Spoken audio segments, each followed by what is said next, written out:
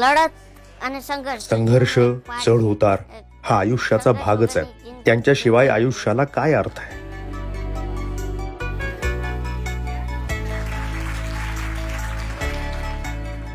माझं नाव गणेश बारिया. माझी उंची 3 फूट आहे आणि वजन 20 किलो. मी माझं MBBS पूर्ण केलंय आणि मी सध्या भावनगर मधल्या सिव्हिल हॉस्पिटलमध्ये मेडिकल ऑफिसर म्हणून काम करतोय.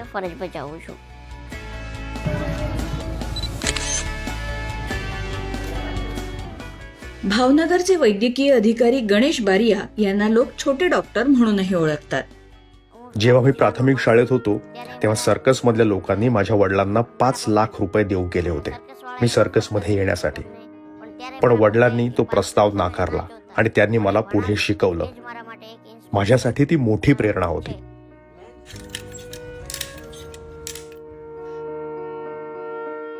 गणेश यांना कमी उंचीमुळे लहानपणापासूनच चेष्टेलाही सामोरं जावं लागलं.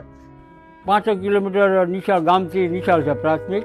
તો પહેલાં ધોરણમાં બેહાડવા જાય તો ભણાવતા એને તેડી હાલી ન હોય કે થાકી જાય, પછી ઘડીક કંજે બેહાડે, ઘડીક હાંડીઓ કરે, એમ કરી અમે એને બીજા ત્રીજા ચોથા 5મા ધોરણ સુધી ભણાવ્યો. એટલે મેં પછી એને રૂમે લઈ ગયો અને ફેરવ્યો, તેડીને ફેરવ્યો અને બધાને પરિચય કરાવ્યો કે આ બાળક 9મા ધોરણમાં પ્રવેશ લેવા આવ્યું છે. એટલે બધા ખૂબ દાંત કરતા, કવડો કેવો 9માં.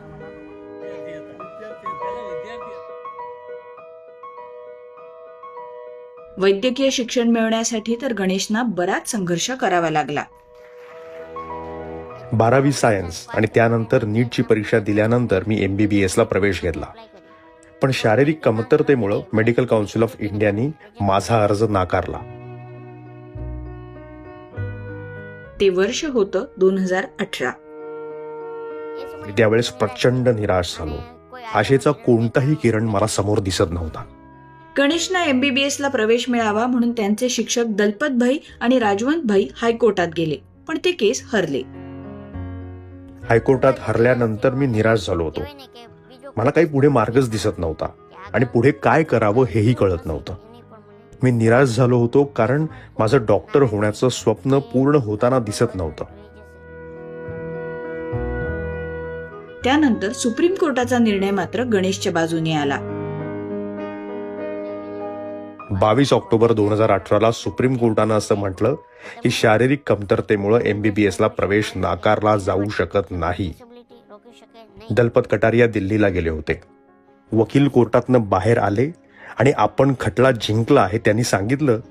तेव्हा मी सुप्रीम कोर्टाच्या आवारातच 1.5-2 तास नुसता रडत होतो. भावनगरच्या ज्या कॉलेजमध्ये MBBS ला प्रवेश घेतला होता, आज त्याच कॉलेजमध्ये गणेश मेडिकल ऑफिसर म्हणून काम करतायत. मी जेव्हा हॉस्पिटलमध्ये जातो तेव्हा पेशंटना आश्चर्य वाटतं, पण मग हळूहळू लोक सहकार्य करायला लागतात.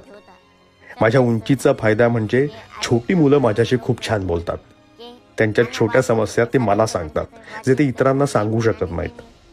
माझ्यासाठी ही मोठी जमेची बाजू आहे. संघर्षाशिवाय आयुष्य नाही. तुम्ही तुमच्या ध्येयाच्या दिशेनं जात असता अनेकदा अपयशी झाल्यासारखं वाटतं, पण मला वाटतं की ध्येयाच्या दिशेनं चालत राहणं हेच आयुष्याचं उद्दिष्ट असावं. અને કંઈક પ્રાપ્ત કરવું એ જ આપણું જીવનનું ધ્યેય રાખીએ.